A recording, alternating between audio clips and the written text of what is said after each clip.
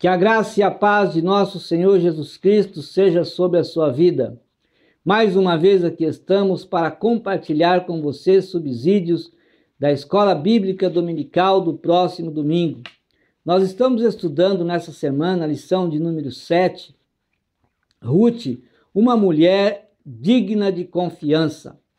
Quero pedir para você subscreva no meu canal. Também visite o nosso site moldado.com, estudos e mensagens. No nosso site você tem não só os vídeos, mas o esboço de todas as mensagens, dos subsídios da Escola Dominical, das leituras diárias da Escola Dominical e também de outras mensagens que temos ali postado. Que você possa continuar crescendo na graça e no conhecimento da palavra de Deus. O que é confiança? A confiança é um sentimento de segurança ou a firme convicção, a fé que alguém tem relativamente a outra pessoa ou a algo. Também se trata da presunção de si mesmo, de si próprio, quando a pessoa confia em si mesma, como se sozinha conseguisse avançar diante de qualquer situação. Ruth foi digna de confiança porque ela confiou em Deus. Quando demonstramos atitudes de confiança para com Deus, o Espírito Santo, ele molda o nosso caráter. Quando passamos a confiar em Deus, o Espírito Santo que está no nosso interior, ele molda um caráter cristão na nossa vida. Ruth converteu-se ao Deus de Noemi quando testificou com a sua própria boca. A história de Ruth, ela começa com a saída de Elimeleque, Noemi e seus 2 filhos das terras de Israel, que enfrentavam uma intensa fome. Eles se mudaram para Moabe, e lá em Moabe, os 2 filhos de Elimeleque com Noemi se casaram. Elimeleque, pouco tempo, morreu. Depois de algum tempo, também morreu os 2 filhos de Elimeleque e de Noemi, ficando então as 3 viúvas dentro de casa: Noemi, Orfa e Ruth.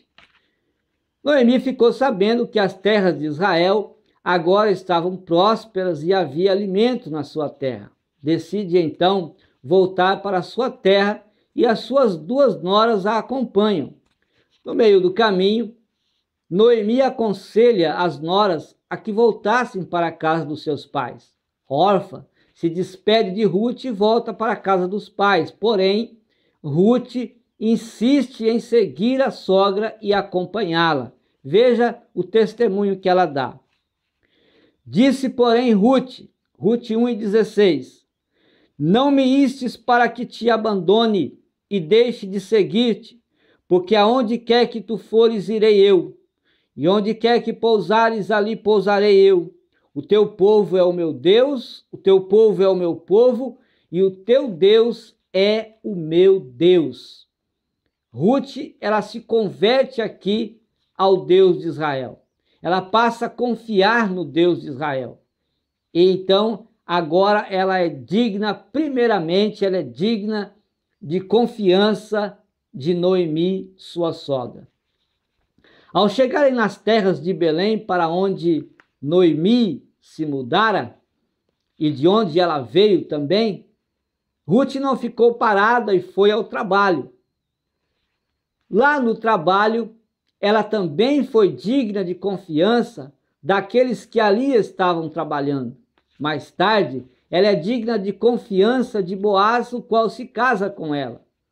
Desse casal nasceu Obed, de Obed nasceu Jessé, de Jessé nasceu Davi.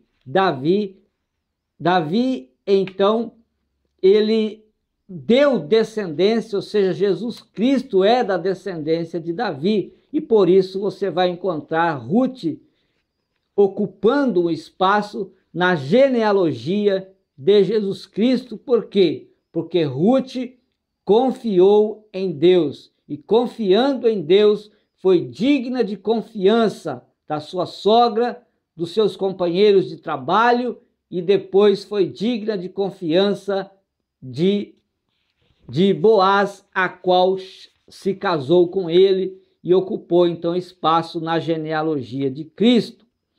Quando nós depositamos a nossa confiança em Deus, quando nós confiamos em Deus e colocamos fé nesse Deus Todo-Poderoso, também seremos ou somos dignos de confiança da nossa família, somos dignos de confiança da igreja, somos dignos de confiança dos nossos companheiros de trabalho, somos dignos de confiança do nosso patrão onde nós trabalhamos, somos dignos de confiança das pessoas que estão ao nosso redor, quando nós colocamos a nossa confiança nesse Deus Todo-Poderoso.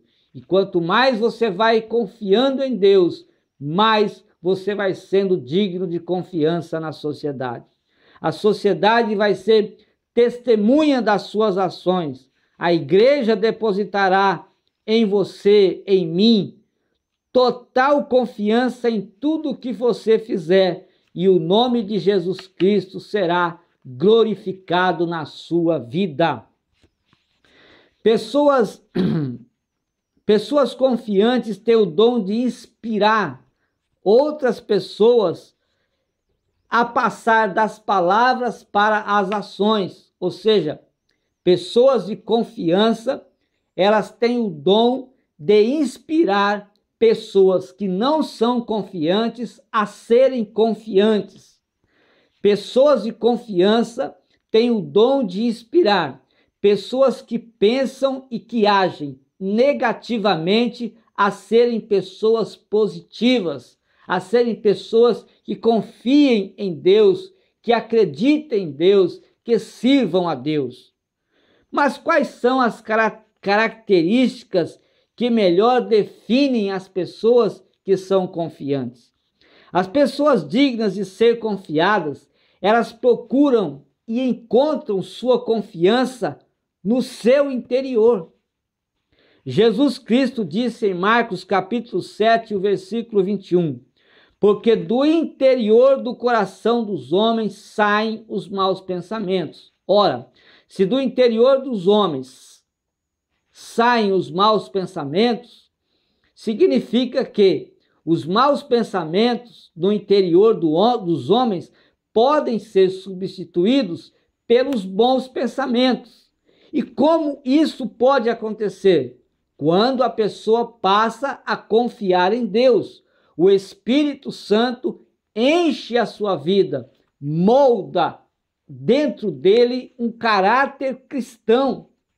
E o seu interior, que antes era um interior cheio de maus pensamentos, cheio de coisas negativas, cheio de desconfiança, cheio de pessimismo, agora passa a ser um interior que pensa diferente, que pensa como Cristo, que age como Cristo, que concorda, que vai à luta, que avança e que vence as situações adversas da vida terrena. Esses maus pensamentos, eles podem ser arrancados e substituídos por bons pensamentos. Em Mateus 6, 22, 23, Jesus continua dizendo que a candeia do corpo são os olhos. E ele diz assim, de sorte que, se os teus olhos forem bons, todo o teu corpo será luz. Se, porém, os teus olhos forem maus, o teu corpo será tenebroso. Isso significa o quê? Que todo o seu interior, que a sua vida, o seu interior vai ser moldado um caráter cristão conforme aquilo que você vê, conforme aquilo que você lê, conforme aquilo que você ouve, o seu interior vai sendo moldado. Se for coisas boas, vai ser moldado o seu interior com bons pensamentos, se for mal, com maus pensamentos. A felicidade, ela é um elemento crítico para a confiança, porque para se ser confiante naquilo que você faz, é necessário você ser feliz naquilo que você é. E como você pode ser feliz naquilo que você é? Quando o seu interior está cheio de Deus, quando a sua vida está sendo moldada pelo Espírito Santo. Aí você vai a cada dia mais confiando em Deus, porque você deixou o Espírito Santo moldar na sua vida esta confiança, você tomou uma atitude e agora o seu interior está sendo moldado e você passa a ser confiante, porque você confia em Deus. Não confiante em si mesmo, mas você passa a ser confiante em você mesmo, porque você confia em Deus. E agora, então, você se torna uma pessoa de confiança, digna de confiança pelas pessoas, e também Deus pode confiar em você e você passa a ser uma pessoa feliz. Isto aconteceu com Ruth, né? Nós vamos ver o que aconteceu com Ruth, já vimos o que aconteceu com Ruth, mas aconteceu também com Esther, aconteceu com Raabe, aconteceu com Jefté, com Gideão, o apóstolo Paulo e tantas outras pessoas. Mas na vida de Raabe, nós vemos que isso também aconteceu. Raabe deixou que Deus ocupasse o seu interior e agiu quando os espias foram enviados por Josué a Jericó. E eles então foram perseguidos. E nesta perseguição, Raabe abre a porta da sua casa, esconde os espias de Israel que estavam ali em uma missão. E a partir desta ação, uma ação de fé e também uma ação de confiança no Deus de Israel, Raabe passou a ser digna de confiança dos espias, depois digna de confiança do povo de Israel. E por isso também Raabe, você vai ver Raabe, ela ocupando espaço na genealogia de Cristo, mesmo sendo Raabe uma mulher cananeia. Esther parece que não sabia de sua missão como rainha persa. E ela vai ser lembrada pelo seu tio Mardoqueu. Mardoqueu vai lembrar ela o porquê ela estava agora sendo rainha naquele palácio. Os judeus, eles atraíram para si um inimigo chamado Amã. Amã foi inimigo de Israel porque Israel não adorava os deuses persas e porque também o povo de Israel não se dobrava diante de Naamã e nem de nenhuma autoridade do palácio. Amã, então, deixou que o ódio ocupasse o seu coração e criou um edito para a destruição dos judeus. Esse edito, ele foi aprovado pelo rei. Quando Mardoqueu ficou sabendo de tudo o que estava acontecendo, fez com que essa notícia chegasse à rainha Esther.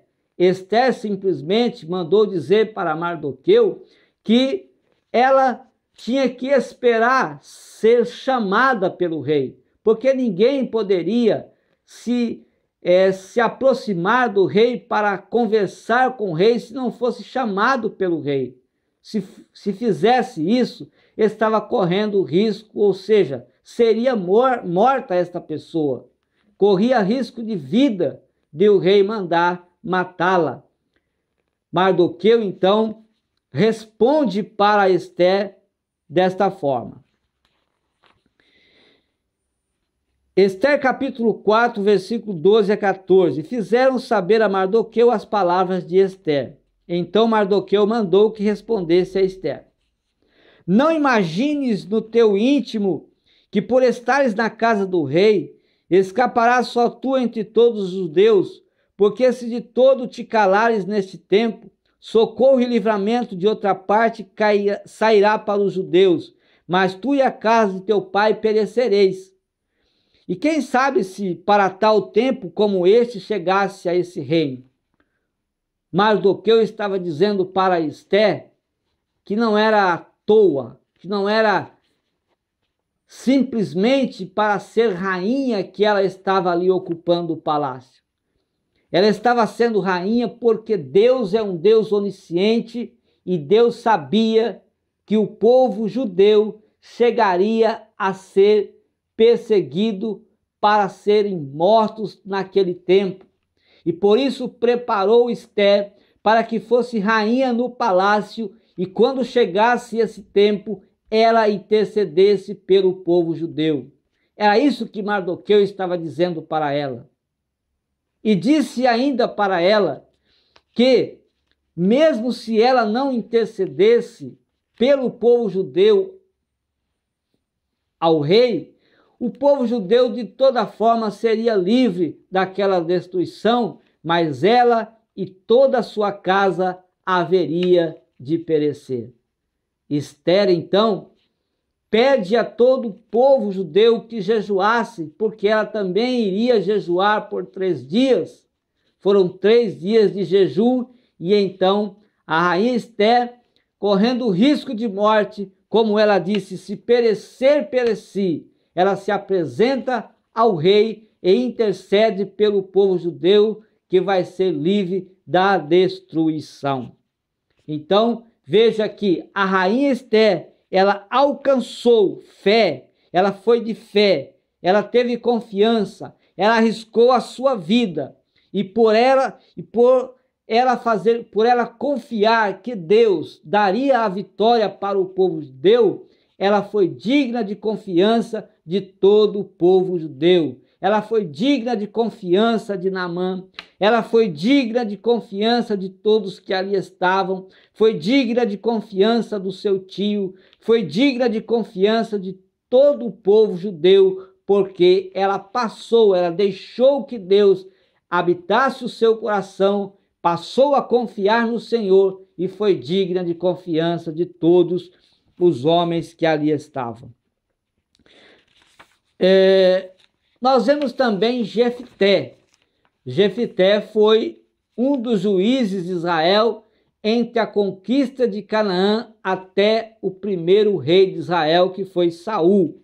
Jefté viveu em Gileade, foi membro da tribo de Gade. O nome de seu pai também era Gileade. Mas ele, depois que Gileade, o seu pai, morreu, ele era, como sendo ele o primogênito, mas ele era filho de uma cananeia prostituta. E os seus irmãos discriminavam de Jefté, a ponto de mandarem ele embora, para que tudo ficasse em paz e não houvesse briga entre os seus irmãos. Jefté então decide sair de casa e vai embora. Ele vai viver em Tobi. Tobi ficava a leste de Gileade, e foi viver com homens levianos, com vândalos que ocupavam aquela cidade. Destes homens, Jefté fez deles soldados e agora liderava esses soldados. Em dado momento, os amonitas entraram em guerra contra os israelitas e não tinham líder, não tinham uma pessoa corajosa como Jefté, não tinham um líder como Jefté, não tinham um guerreiro como Jefté. E então eles foram procurar a Jefté, varão valoroso, para que viessem liderar agora o povo de Israel nesta guerra contra os amonitas e contra os amalequitas. Amonitas, era só os amonitas. A sua atitude, ela foi digna de confiança de seus irmãos. Ele reconheceu Por que que foi digna de confiança dos seus irmãos? Porque Jefté, quando estava no meio dos irmãos, ele reconheceu a sua dor, reconheceu que ele era filho de uma prostituta, ele reconheceu a sua humilhação, ele reconheceu que estava sendo discriminado, ele reconheceu que ele estava sendo também um incômodo ali e que ele estava gerando ali brigas entre os irmãos. Sendo assim reconhecido também pelos seus irmãos, ele foi procurado pelos irmãos. Ele foi digno de confiança dos seus irmãos que o procuraram para liderar esta guerra. Jefté deixou que Deus habitasse em seu coração, confiou no Deus de Israel, depositou a sua fé no Senhor e foi digno de confiança de toda a nação de Israel. Por isso, ele foi juiz 6 anos, porque ele quis. Ofereceram que ele ficasse por mais tempo, mas ele não quis ficar juiz por mais tempo e por 6 anos foi juiz em Israel. Gideão foi o 5º juiz de Israel. Ele foi juiz de Israel por 40 anos.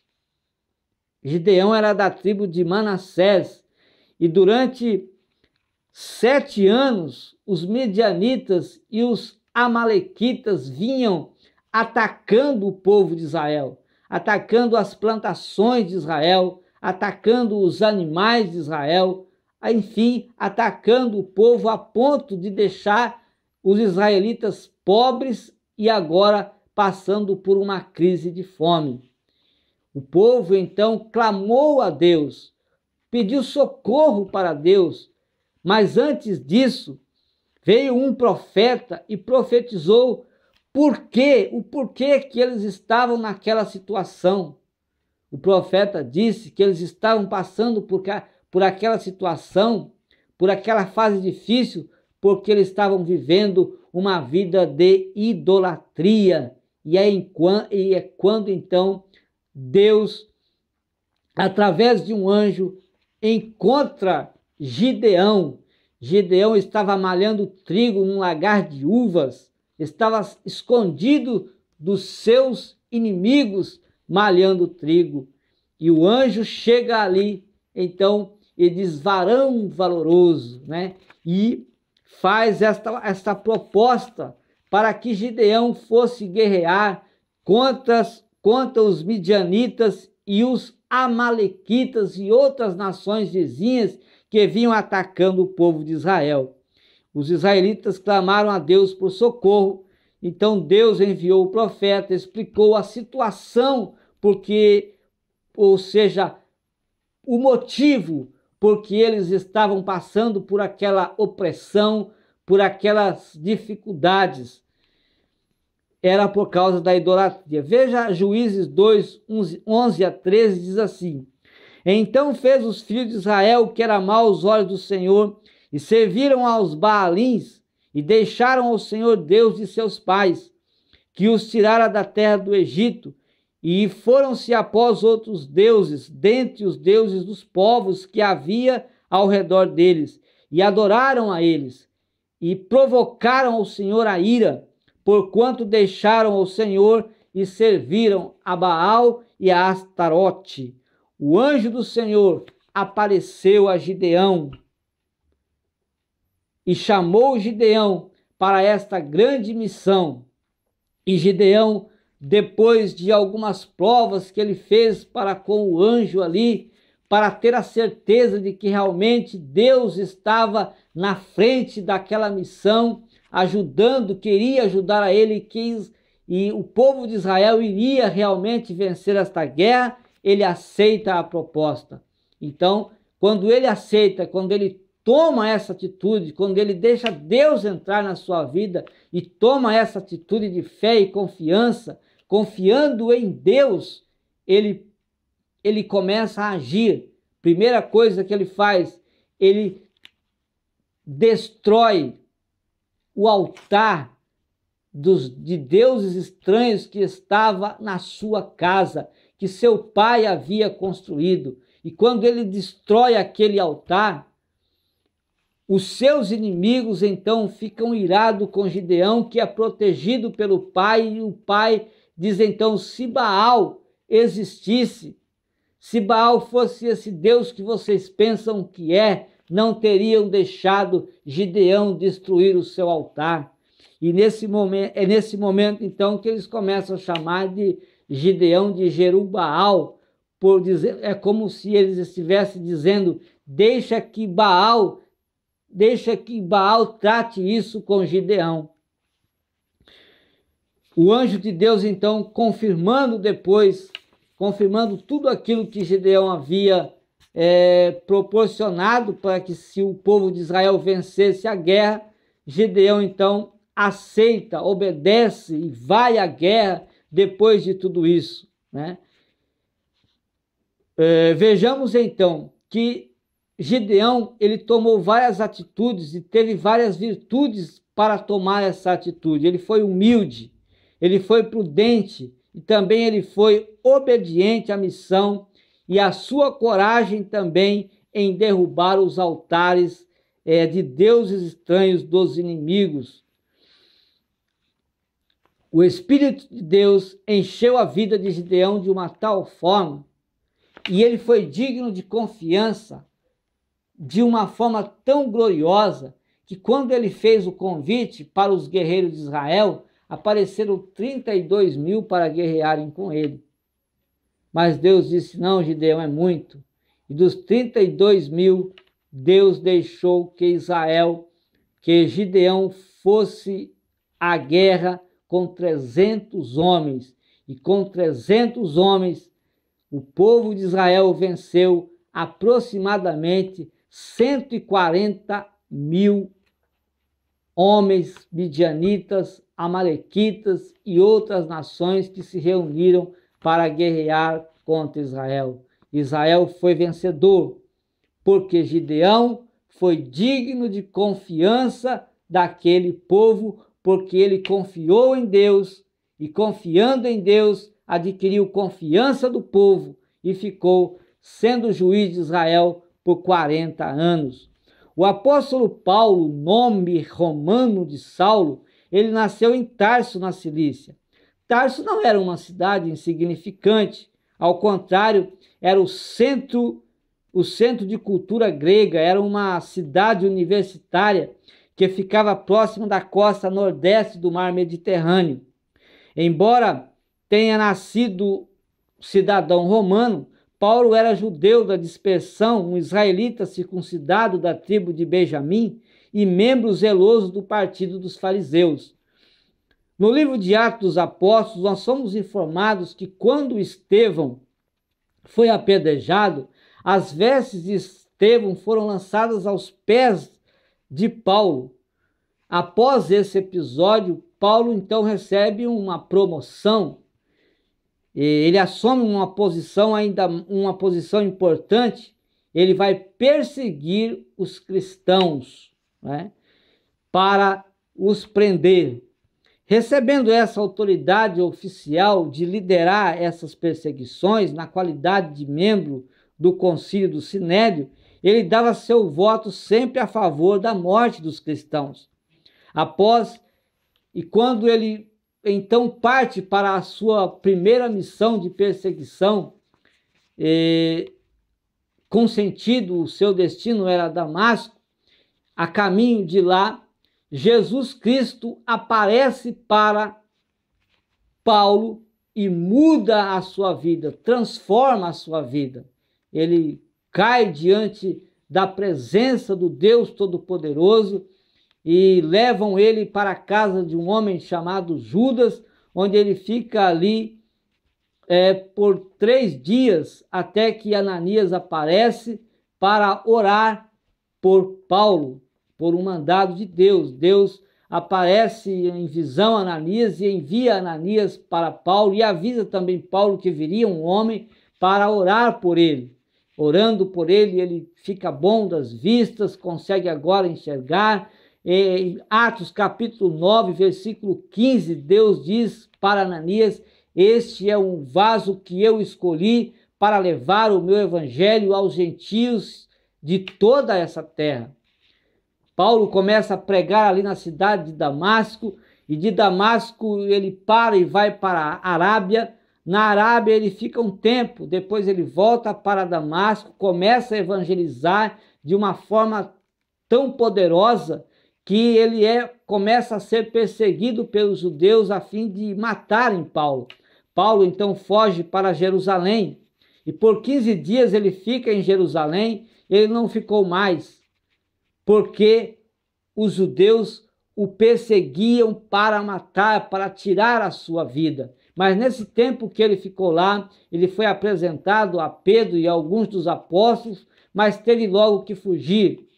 Paulo então foge para a cidade de Tarso, na Cilícia, e na cidade de Tarso, a sua cidade natal, ele fica ali por 10 anos. Ao final dos 10 anos, Barnabé, que dirigia a igreja de Antioquia, vai em busca de Paulo e convida ele para vir junto, auxiliá-lo na igreja que estava em Antioquia. O apóstolo Paulo então passa agora a ser digno de confiança dos apóstolos, a partir do capítulo 13, quando 5 irmãos, em 5, eles se reúnem para orar, e o Espírito Santo usa um dos irmãos ali e dá uma missão a Barnabé e a Saulo, dizendo: separa agora Barnabé e a Saulo para uma grande missão que eu tenho para eles. E a partir daquele momento, Saulo ele é digno, ele se faz digno de confiança dos apóstolos, digno de confiança da igreja, e sai para a sua primeira viagem missionária. Mas como tudo isso aconteceu na vida de Saulo? E por que aconteceu? Porque ele passou a confiar no Deus Todo-Poderoso. Ele foi digno de confiança deles, foi digno de confiança da igreja e foi cumprir a missão que o Senhor Jesus havia designado a ele que fizesse em Atos capítulo, quando apareceu a ele, e depois a confirmação em Atos capítulo 9, versículo de número 15, falado então por Ananias. Amados irmãos, o que nós aprendemos nessa lição? Tanto Ruth, que ela foi digna de confiança da sua sogra de Israel, porque ela passou a confiar em Deus. Por que que Esther só foi digna de confiança depois que tomou uma atitude, deixou que Deus tomasse a sua vida? Aí quando ela foi digna de confiança do povo, porque ela confiou em Deus. Assim também Jefté, quando ele tomou essa atitude de confiar em Deus, então foi digno de confiança do povo. Gideão, quando ele tomou a atitude de confiar em Deus, ele foi digno de confiança do povo, foi digno de confiança da sociedade. Nós vemos aqui também o apóstolo Paulo, que a sua confiança demorou um pouco mais, aproximadamente 14 anos, para que ele fizesse a sua primeira viagem missionária, sendo digno de confiança de fazer esse trabalho, porque ele confiou em Deus. Assim é nós. Você quer ser digno de confiança da família, da sua família? Quer ser digno de confiança das pessoas que estão ao seu redor, no seu trabalho? Você quer ser digno de confiança dos seus companheiros? Quer ser digno de confiança do seu patrão? Por onde você vai, você quer ser uma pessoa digna de confiança da igreja? Então, confie em Deus. Quanto mais confiamos em Deus, quanto mais nos aproximamos de Deus, mais somos dignos de confiança daqueles que estão ao nosso redor. Por quê? Porque quanto mais nos aproximamos de Deus, mais somos cheios de Deus. E o Espírito Santo vai moldar dentro de nós um caráter cristão. E este caráter cristão vai demonstrar, vai expressar para as pessoas que estão ao nosso redor que somos uma pessoa, que somos homens, ou que somos homens dignos de confiança. É assim a nossa vida. Que Deus possa abençoar a sua vida, que Deus possa abençoar a sua família, que Deus possa abençoar a sua igreja e que nós juntos continuemos a crescer na graça e no conhecimento da palavra de Deus, se aproximando de Deus, depositando a nossa fé e a nossa confiança cada dia mais em Deus, para que sejamos dignos de confiança de todas as pessoas que estão ao nosso redor. Deus abençoe a sua vida e até a próxima oportunidade, em nome de Jesus.